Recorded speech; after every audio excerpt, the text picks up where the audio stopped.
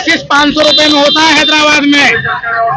20 रुपए की पर्ची पर 3 महीने MBBS MD डॉक्टर अपने पेशेंट को देखता है। जो हम अपने बच्चे का इलाज करा सके। आज हम 4 साल से जूझ रहे हैं, हमारा भी बच्चा बीमार है। 4 साल हो गए, एक्सीडेंट हुआ था, GTV ले जाना पड़ा। अगर गाजियाबाद में कोई वो होता अस्पताल तो हम गाजियाबाद में दिखाते अपने बच्चे को। जो एजेंडा है वो ये एजेंडा है कि आज जनता महंगाई और बेरोजगारी से पूरी तरह से त्रस्त है। 1.5 महीना हमने अपने बच्चे को लेकर धक्का खाया। आज एक्सरे मशीन खराब है, आज अल्ट्रासाउंड का मशीन खराब है, आज यहाँ पर डॉक्टर ही नहीं है, तो फिर किस बात का MMG हॉस्पिटल है? कि हम चाहते हैं नौजवानों की लड़ाई, जिसमें सरकारी कलम, सरकारी कुर्सी, सरकारी वर्दी, सरकारी बंदूक, सरकारी कारतूस अपने नौजवानों के लिए। उपचुनावों की तैयारी बहुत जोरों शोरों पे है। ऐसे में सारी पार्टियां और प्रत्याशी अपने अपने जोर आजमा रही है और साथ ही पब्लिक रिपोर्टर की टीम भी लगातार जनता से संवाद कर रही है, उनके मुद्दे जान रही है, उनके प्रत्याशी कैसे होंगे और किन मुद्दों पे मतदान होगा वो जानने की कोशिश कर रहे हैं। ऐसे में ही हम पहुंचे हैं बागू इलाके में, जहां पे हमारे साथ जनता भी मौजूद है और उनसे हम बात करने की कोशिश करेंगे कि क्या उनके मुद्दे होंगे और किन मुद्दों पे इस बार वो मतदान करेंगे। इस बार का मुद्दा क्या होगा और किन मुद्दों पे मतदान होगा, कैसे प्रत्याशी आप लोग चाहते हैं? देखिए, सबसे बेहतरीन बात तो हमारे लिए ये है कि एक जो है वकील और पढ़े लिखे जो है प्रत्याशी हमारे जो है इलाके में आए हैं, तो इसमें जो है हम सबको जो है बेहतरीन योगदान करना चाहिए। और दूसरा जो है, अब जो है कोई हार और जीत का तो मामला है नहीं, मेन क्या है अपनी तरक्की कैसे हो जाए, अपनी तरक्की का मामला है। तो इसमें जो है बेहतर ये है कि हम तो रवि गौतम जी को सपोर्ट करेंगे।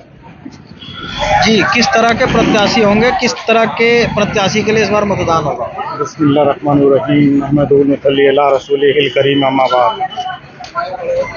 हमारा जो एजेंडा है वो ये एजेंडा है कि आज जनता महंगाई और बेरोजगारी से पूरी तरह से त्रस्त है। महंगाई और बेरोजगारी सबसे अहम मुद्दा होगा हमारा, और यही हमारे जो प्रत्याशी हैं, नौजवान हैं, जुझारू हैं, वेल एजुकेटेड हैं, तो सबसे पहले महंगाई अगर यहाँ से जीत कर जाते हैं, यहाँ की जनता ने प्यार दिया, गाजियाबाद कॉन्स्टिट्यूंसी 56 की जनता ने अगर अपने प्यार से नवाजा, मोहब्बत से नवाजा और प्रदेश की विधानसभा में जाते हैं, तो सबसे पहली आवाज नौजवानों के लिए और उन महिलाओं के लिए, उन बुजुर्गों के लिए होगी कि जिनकी पेंशन भी नहीं मिल पा रही है, पूरी तरह से राशन कार्ड भी नहीं है, बेरोजगारी होगा, महंगाई होगा। तो सबसे पहले पार्टी का ही मुद्दा है कि हम चाहते हैं नौजवानों की लड़ाई, जिसमें सरकारी कलम, सरकारी कुर्सी, सरकारी वर्दी, सरकारी बंदूक, सरकारी कारतूस अपने नौजवानों के लिए। हम इस बात की सबसे पहले लड़ाई लड़ेंगे। और यहां पर अस्पताल, शिक्षा और चिकित्सा, जब तक शिक्षा नहीं होगी और साथ में चिकित्सा नहीं होगी, अगर चिकित्सा के बेहतर प्रबंध नहीं होंगे, अच्छे अस्पताल नहीं होंगे, तो हमारी गरीब जनता को राहत नहीं मिल पाएगी। प्राइवेट अस्पताल, आज हमारा गरीब आदमी प्राइवेट अस्पतालों में जाने से डरता है। वो कई लोग तो डर की वजह से अपने घर पे ही दम तोड़ देते हैं, क्योंकि उनके पास इतना पैसा नहीं होता है। अगर यहाँ पे एक अच्छा बढ़िया अच्छी सुविधा वाला यहाँ गाजियाबाद की एतराफ में, गाजियाबाद के 10-10 किलोमीटर के अंतर में अगर बेहतर अस्पताल होगा, तो हमारे यहाँ की गरीब जनता को राहत मिलेगी। MMG अस्पताल है, बहुत पास है यहाँ से। तो यहाँ की जितनी आबादी है गाजियाबाद की, उस आबादी के मुताबिक नहीं है, बिल्कुल भी नहीं है, कोई कुछ भी नहीं है। गाजियाबाद की ही आबादी में है। MMG अस्पताल है, संयुक्त अस्पताल है, दोनों गाजियाबाद में ही है। एक बड़ा अस्पताल जैसे इरविन अस्पताल है, जैसे एम्स है, एम्स पे पूरे भारत का लोड है। गाजियाबाद की बहुत कई लाख की आबादी है, तो यहाँ एक बड़ा अस्पताल होना बहुत जरूरी है। इन्हीं मुद्दों पर हमारे प्रत्याशी जनाब रवि गौतम साहब अपना चुनाव लड़ रहे हैं, महंगाई और बेरोजगारी पर। आज पेपर लीक हो जाता है, अभी नौजवानों के पुलिस की भर्ती हुई, अभी तक उसका रिजल्ट ही नहीं आया।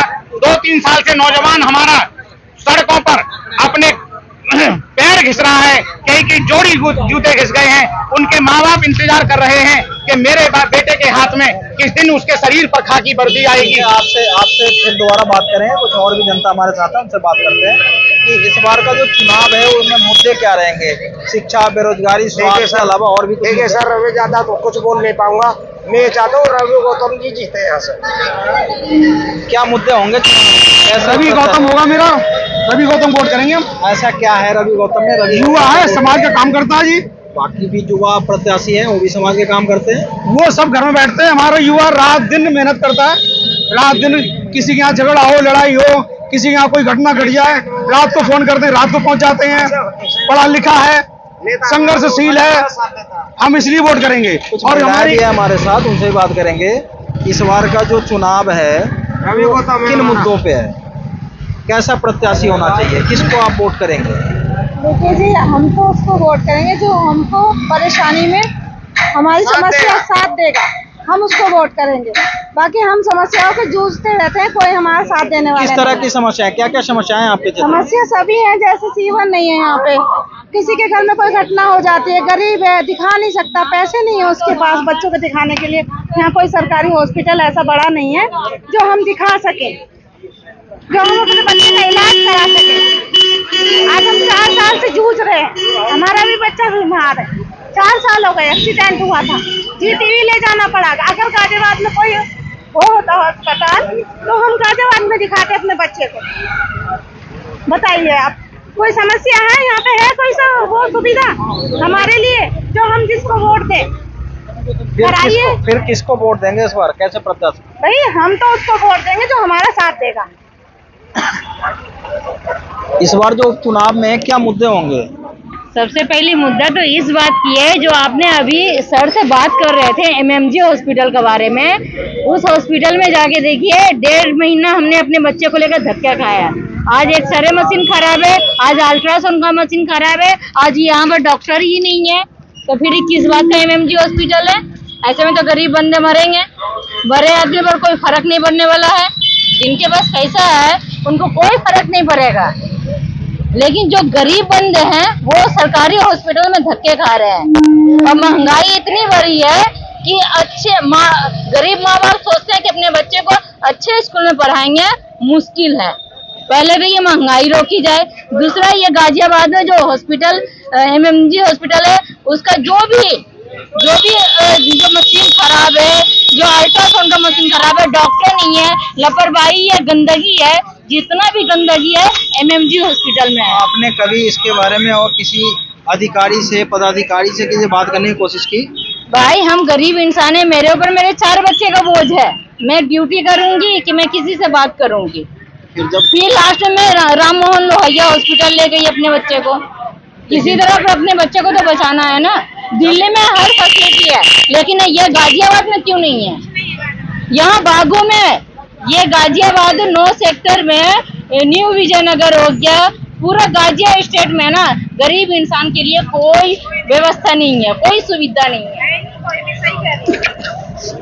चुनाव का जो मुख्य मुद्दा है इस बार, जो प्रत्याशी है वो किस तरह के प्रत्याशी आप लोग चाहते हैं चुनाव में? देखो जी, हमें तो प्रत्याशी कोई पसंद नहीं है। कितने साल हो गए हमें, करीब करीब यहाँ रहते हुए 25 साल हो गए, और हमारे रोड का ही विकास नहीं होता है। प्रत्याशी आते हैं या फिर चुनाव जीतने के बाद विधायक, और देखिए जब प्रत्याशी आते हैं तो सब बड़े बड़े वादे करते हैं, लेकिन वादा अपना कोई पूरा नहीं करता है। फिर दोबारा भी तो चुनाव में आते हैं, उनसे बात करते हैं आप? किनसे? चुनाव में दोबारा जब वो वापस आते हैं तो उनसे बात नहीं करते? उनसे कहते हैं, लेकिन कोई नहीं सुनता। क्या करें, अब हम उनके पीछे लगे रहे तो हमारे बच्चों को कौन पालेगा? मजदूरी कौन करने जाएगा? हम तो साधारण मजदूर आदमी हैं। अब हम किसी भी बात के लिए, कोई हमारा बच्चा बीमार हो जाए, कोई ये हो जाए, यहाँ गाजियाबाद में तो कोई सुविधा है नहीं, हम दिल्ली भागते हैं। हमें दिल्ली जाने की जरूरत नहीं पड़नी चाहिए, है ना? है जी,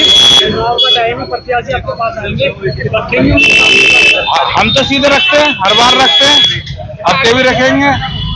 जो भी आता है हम तो उसी को वोट देंगे जो हमारा विकास करेगा।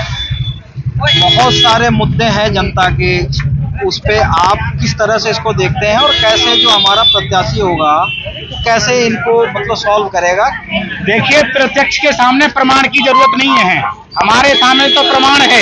हैदराबाद की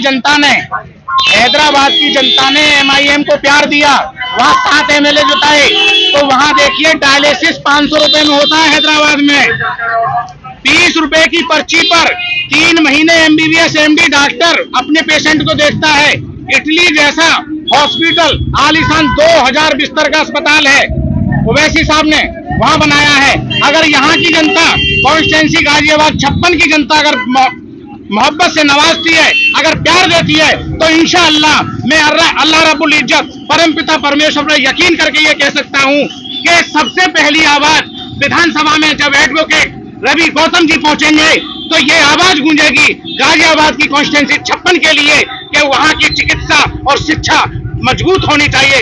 आज ये प्रत्यक्ष के सामने प्रमाण की जरूरत नहीं है। आज कोई भी नौजवान, अगर मैं झूठ बोल रहा हूं तो देखो ये खबरीलाल सबके हाथ में है।